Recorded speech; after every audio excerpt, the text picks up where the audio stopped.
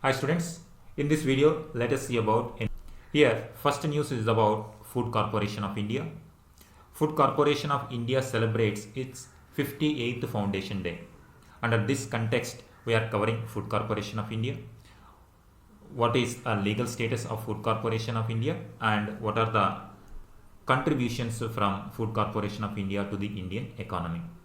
Here you will see that Food Corporation of India celebrates 58th Foundation Day, and in this context Minister also had a meeting with various stakeholders of Food Corporation of India. Now we see what is the legal status of Food Corporation of India. It is a statutory body. Here this is important. UPSC may ask a particular body whether it is a constitutional body, statutory body or an executive body. So likewise, here Food Corporation of India is a statutory body. It was created after creating a law. That law is Food Corporations Act 1964. In 1960s, India faced a lot of food crisis. Under that particular context, Food Corporation of India was established, and the objectives of Food Corporation of India were: one, to provide farmers remunerative prices, because agriculture requires state support, because during the agriculture season more crop is produced, but due to lot of availability of food grains and other related agri products, the prices goes down during the crop season. In that case, Food Corporation of India will help that farmers will get minimum assured support for their crops to provide farmers remunerative prices. Otherwise, after so much hard work, farmers had to sell their product at very minimum price in the market. So in order to avoid such fluctuations, Food Corporation of India helps farmers to get remunerative prices, to make food grains available at reasonable prices. So on one hand, producers should get benefit for producing their product, and on the other hand, consumers should get the food at minimum prices, so that producers and consumers can be balanced. This is what Food Corporation of India is helping, to provide farmers remunerative prices, to make food grains available at reasonable prices, particularly to vulnerable sections of the society. If poorer sections of society, if prices of food grains are high, then most of the people go hungry. They go to bed with hungriness. Because of this, Food Corporation of India get the goods grains at some price and issue to the people at lower prices, to maintain buffer stocks as measure of food security. At any point of time, country can face crisis like drought, flood. So at any time crisis may come. In 1960s, there was food crisis. Under that circumstance only, green revolution, new solutions like green revolution started. So Food Corporation of India is helping it to maintain buffer stocks, so that in case of crisis, these buffer stocks can be utilized to distribute the food grains, to intervene in market for price stabilization. Suppose if grain prices are fluctuating or going beyond the level of consumers, then it interfere in the market and it tries to sell the grains in the market, so that prices of the food grains come down, so that price stabilization takes place. These are the major objectives, like producers, farmers,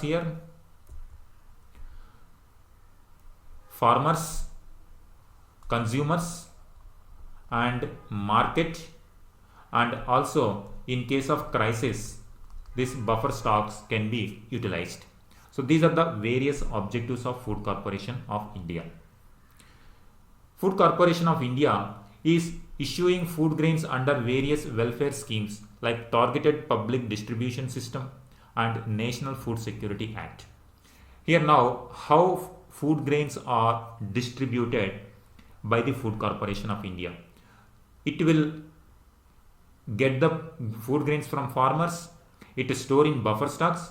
Now in the form of distribution, various methods and through various schemes these food grains are distributed.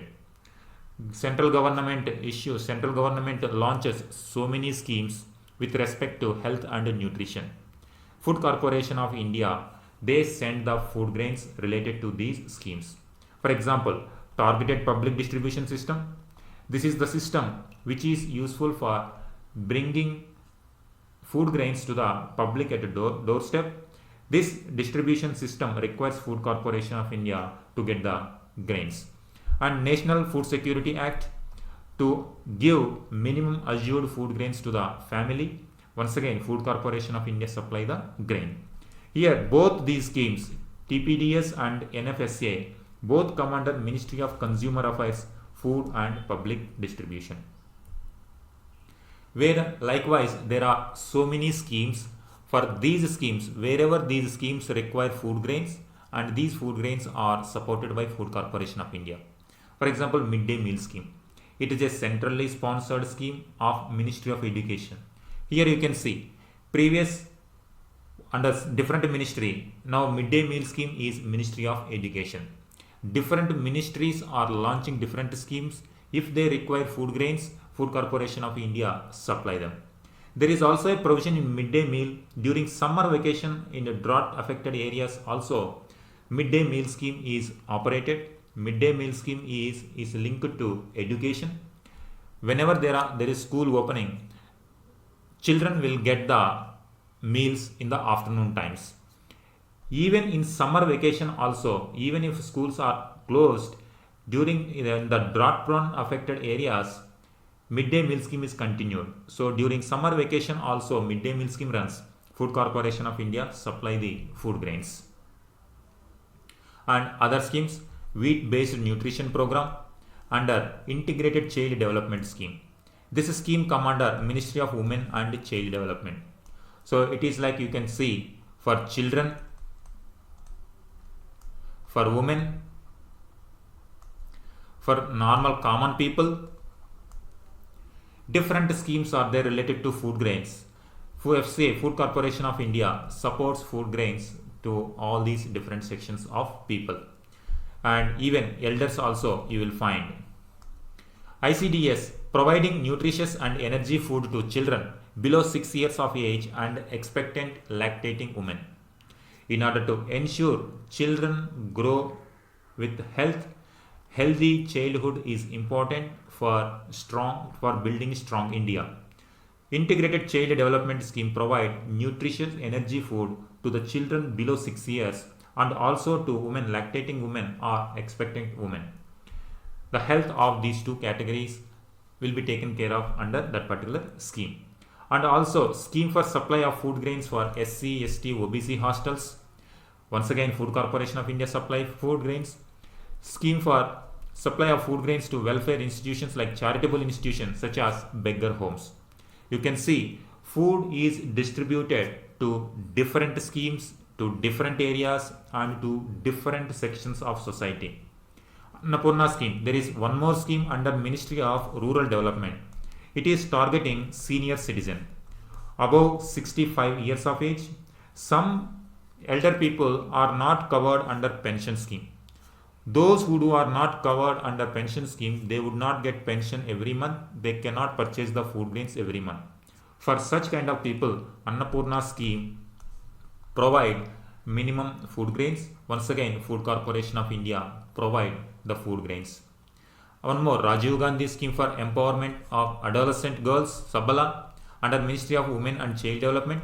It aims at empowering adolescent girls of 11 to 18 years by improvement of their nutritional health. So this is supply of food grains to defense and paramilitary forces also takes care by Food Corporation of India. Now we can see in 1960s it was established. It is a statutory body. Now it provide food grains to various departments and various schemes under various ministries. This is about Food Corporation of India. Recently it celebrated 58th Foundation Day. In that context, we have discussed various issues involved in Food Corporation of India. Now we see next news. This is about wholesale price index. This is related to inflation or how the prices in the economy are moving. Whether prices are increasing or decreasing, this index will give us at wholesale level. Ministry of Commerce and Industry here. This is the ministry which releases wholesale price index. Index numbers of wholesale price in India for month of December 2021. Base year is 11 and 12. In this context, we see what is wholesale price index and what are various items included in the wholesale price index. The Office of Economic Advisor, Department for Promotion of Industry and Internal Trade, has released index numbers. So this is the department which releases wholesale price index, or to be specific, the Office of Economic Advisor under this department released these index numbers under the Ministry of, the ministry is which ministry? Ministry of Commerce and Industry. So here you have to see this Commerce and Industry Ministry, office wise Office of the Economic Advisor. Base year also we need to remember 2011 and 12 is the base year. Wholesale price index is released every month. Every month it is released, and this is the office of the Economic Advisor. This is the website. There you can see wholesale price index. Now what is wholesale price index? It is an index reflects average price changes of goods that are bought and sold in the wholesale market. There are two important markets at the market level. One is wholesale, another one is consumer or retail. Wholesale market on one hand, retail market on the other hand. Wholesale market level, wholesale price index. The prices of goods are measured at wholesale level, that is called wholesale price index.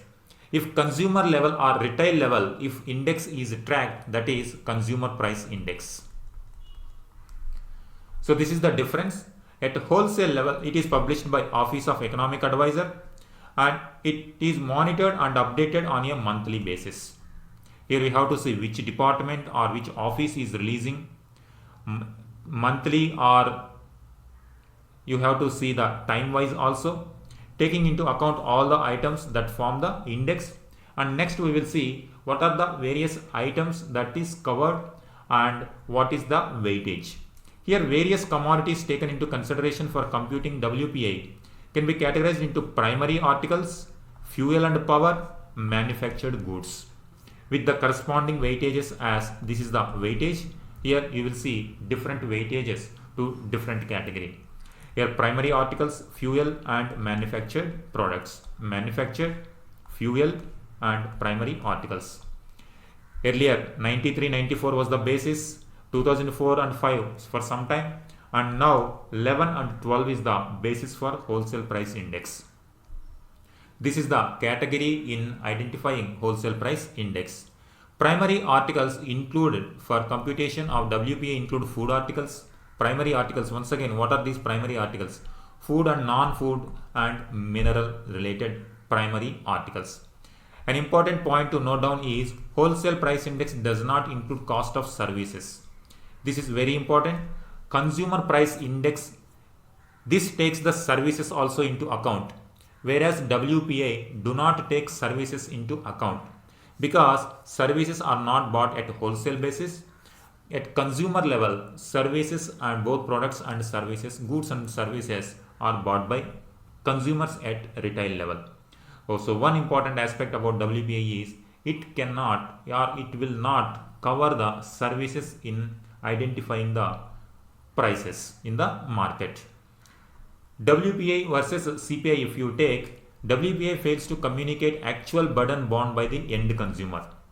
At wholesale level, some prices will be there, but after passing through the chain, at consumer level, the prices of goods and services are hugely varying.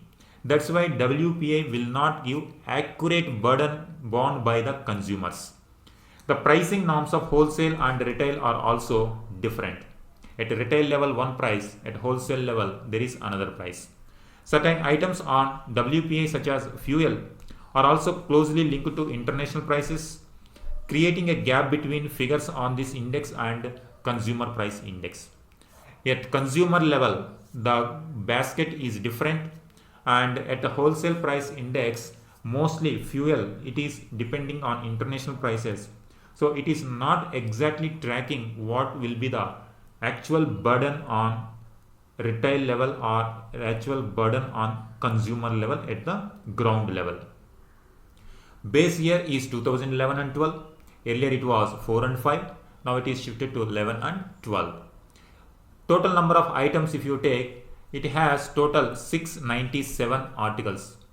If you take primary articles around 116 items for fuel and power, and 500, more than 500 plus articles for manufactured products. So this is about items. When it comes to usages, even though there is huge difference between consumer price index and wholesale price index, still why wholesale price index is taken? One, estimates of inflation at the wholesale transaction level for the economy as a whole.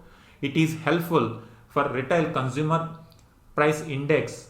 It is WPI is better in comparing the price set across the broad spectrum of Indian economy. This helps a timely intervention. It is an indicator. If wholesale price index is deviating very high, that means it is an indicator for the government or the administration to take necessary steps to regulate inflation. So this will help, WPI helps the government to intervene proper time, to intervene in the right time to check inflation, in particular in essential commodities, especially in particular cases, before the price increase spill over to retail prices. So before, if wholesale price index is giving the signal that essential commodity prices are increasing, means at retail prices the amount is going to be huge. So before entering into the retail market, government will come to know at wholesale price level if essential commodities are increasing very fast, means government can intervene immediately to curtail the growing prices of essential commodities, so that common people at a local level will not feel the burden. This is also used as deflator for many sectors of economy, including estimating GDP. GDP is estimated by Central Statistical Organization. Here you have to see WPI is one organization and GDP is other organization. WPI also used for business contracts.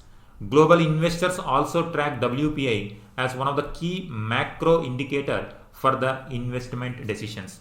If WPI is under control, it can attract more foreign direct investments and investments from abroad. And if it is deviating too much, then immediately government will intervene, timely action can be taken. Here GDP deflator is useful in, here GDP deflator is the ratio of value of goods of economy produces in a particular year at current prices to that of prices that prevailed during the base year. This is, it gives the amount of inflation in a particular year. Nominal GDP means the current prices. At current prices, what is the GDP? And real GDP means to base year, it calculates how much deflation is there in the ratio, in the prices of the goods and services. Here GDP deflator, in that GDP deflator also WPI can be used. So these are the various issues in wholesale price index. Here you have to remember which organization is giving, and services are not included in wholesale price index. Thank you.